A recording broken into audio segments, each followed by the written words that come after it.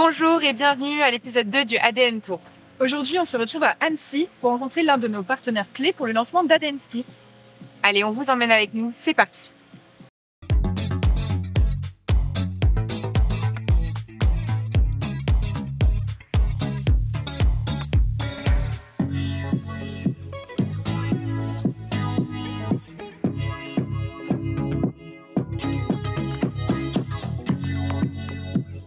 Nous sommes au Design Center de Salomon à Annecy.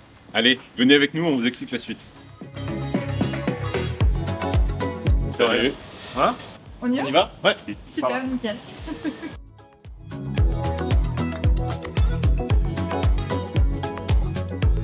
Je m'appelle Arnaud, je suis responsable de la R&D chez Salomon et de l'atelier prototype d'Annecy.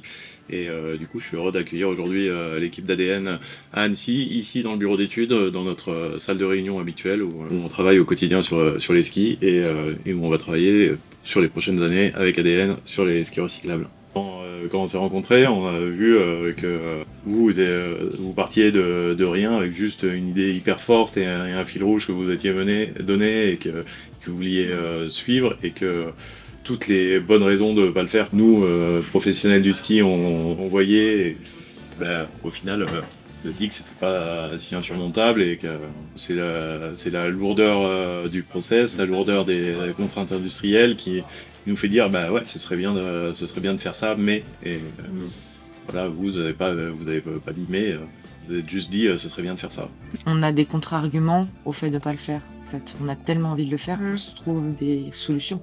S'il y a quelqu'un qui est motivé pour se lancer là-dedans, pour avancer, autant mutualiser nos forces pour avancer ensemble. La fin de vie des skis, c'est quelque chose qui est commun à toute l'industrie. Et ce serait bête que chacun travaille des solutions différentes et non compatibles. C'est très complémentaire parce que pour nous, quand on s'est lancé, on avait nous cette feuille blanche, donc c'était presque l'opposé de vous. Au final, on a imaginé tous les possibles sans se mettre de contraintes. Et c'est après où justement, en se confrontant à la réalité, en discutant avec vous, et pour nous, c'était la grande valeur aussi de discuter avec vous, c'était justement d'évaluer quelles sont les contraintes industrielles que nous, on n'a pas encore expérimentées, mais que vous en avez la connaissance, et du coup, de pouvoir, nous, affiner justement notre vision un peu idéaliste et de se rapprocher de cette réalité tout en conservant nos idées de base et notre volonté. Dans 10 ans, comment tu vois l'industrie du ski? Est-ce que tu penses que tout sera recyclable ou alors qu'il y aura encore... Dans toutes les lignes de produits, si on veut que tous les produits restent accessibles, qu'on minimise les difficultés d'approvisionnement, etc., il faut qu'on se pose de vraies questions sur la matière, sur quelle matière on utilise, quelle matière on récupère en fin de vie, et du coup ça demande de repenser complètement notre approche, comment on développe pour récupérer derrière, pour recréer des produits, etc. Et évidemment, quand on fait un produit, il est difficile d'évaluer l'impact. Ça peut être multifactoriel, ça peut être la consommation d'eau, l'utilisation de certaines matières premières, ne pas faire fabriquer à tel endroit parce qu'on sait que il y a de la déforestation, etc., etc. Donc c'est très difficile d'évaluer cet impact. Et en général, c'est quelque chose qui est difficile à faire uniquement dans son coin. Même quand on a une grande entreprise, c'est très difficile. Donc on a tout intérêt à partager sur ce genre d'informations-là, à échanger pour ensemble fabriquer une base de données, une base d'informations, une base de connaissances qui va derrière permettre d'agir.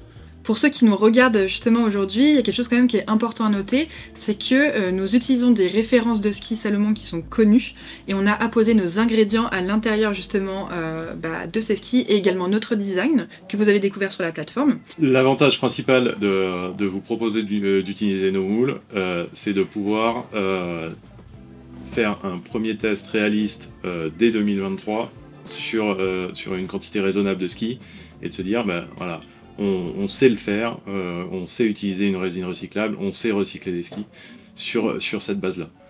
Je m'appelle Pascal, je suis responsable de la business unit donc de l'Alpin et voilà, je suis très heureux de collaborer avec nos amis d'ADN. Vous avez deux secteurs différents, l'ingénierie et puis le côté un peu plus stratégie. De ton côté, toi, comment ça a émergé ce type d'idée de faire un ski plus éco-responsable, quoi? Je pense que déjà en tant qu'individu et humain, on est hyper sensibilisé par ça. On se rend compte qu'on a une industrie qui a, je pense, 20 ans de retard comparé à nos collègues qu'on voit tous les jours du footwear, de l'appareil, qui eux travaillaient ça depuis très longtemps. Et on avait à cœur de bouger ça. On aimerait que demain, on n'ait absolument plus potentiellement de matière vierge dans nos produits. C'est ce qu'on aimerait atteindre. Et surtout que 100% de nos produits, de tout ce qu'on fait chez nous, soit recyclable. C'est hyper intéressant là-dessus parce que vous avez avancé. Et on aura des idées, nous, mais il y a beaucoup de choses qui vont venir de l'extérieur et c'était l'objectif de ce qu'on a fait en fait. Il faut que ça bouge sur notre sport. Et en fait, quand on parle de durabilité de notre sport, la première chose qu'on a en tête, c'est qu'on veut tous que nos enfants, nos petits-enfants, les petits-enfants, puissent faire du ski, quoi. Et parce que c'est un sport génial et ça serait crétin qu'on arrête ça. Et ce qu'on a adoré chez vous, et je vous l'ai dit depuis le départ, c'est que votre point de vue était pur. Du coup, c'est ce que vous nous apportez et vous nous secouez et c'est ça qui est top, quoi. C'est vrai que nous, on veut toujours aussi la perfection parce qu'on imagine un truc vraiment parfait et on se rend compte que finalement, c'est peut-être mieux d'y aller par itération, quoi. Mais c'est pas toujours évident de se dire, on est obligé de se mettre des contraintes et tout. Mais après, on comprend, c'est normal. Et si on veut justement se lancer sur le monde de l'industrie, c'est aussi qu'il faut se conformer à ce qui existe déjà et puis faire en sorte de respecter les process parce qu'il y a aussi de la sécurité à respecter, la performance. Voilà, on a encore du pain sur la planche, hein, parce que comme tu l'as dit, on en est au tout début de ce qu'on va faire. J'espère que dans 3 ans, on se regardera en mode purée, vous vous souvenez, vous avez vu ce qu'on a fait, quoi. Et non, c'est cool. On est vraiment contents. Et puis, je vais vous dire quelque chose, il y a une bonne nouvelle, c'est que l'État français s'en mêle.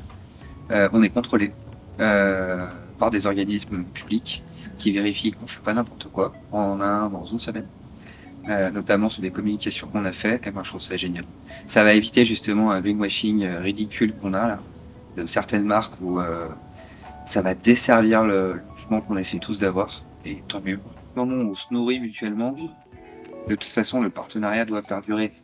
C'est le jour où on se dira on a fini la fin d'un livre et on n'arrive pas à tourner la page et on verra ce qu'on fait. Je crois qu'on a pas mal de pages à écrire déjà. Faites bonne route. On arrête une seconde la vidéo ici puisque j'avais mis mon doigt sur le micro de la GoPro. Alors je vous fais une voix off. Je vous racontais qu'on partait d'Annecy pour se rendre en Ardèche pour aller voir des nouveaux partenaires. Et puis on a fait un petit stop à Grenoble et j'en ai profité d'ailleurs pour aller chercher du fromage pour un de nos partenaires qui se trouve dans un autre pays. Et je disais, on va faire voyager ça jusqu'à Barcelone. On vient d'arriver en Ardèche. Écoutez, après toute cette route, je pense qu'on va juste aller manger et puis après dormir parce qu'on est vraiment super fatigué. Et puis on va se retrouver dans le prochain épisode avec d'autres surprises et d'autres partenaires. Et puis en attendant, nous on vous dit à très vite sur les pistes.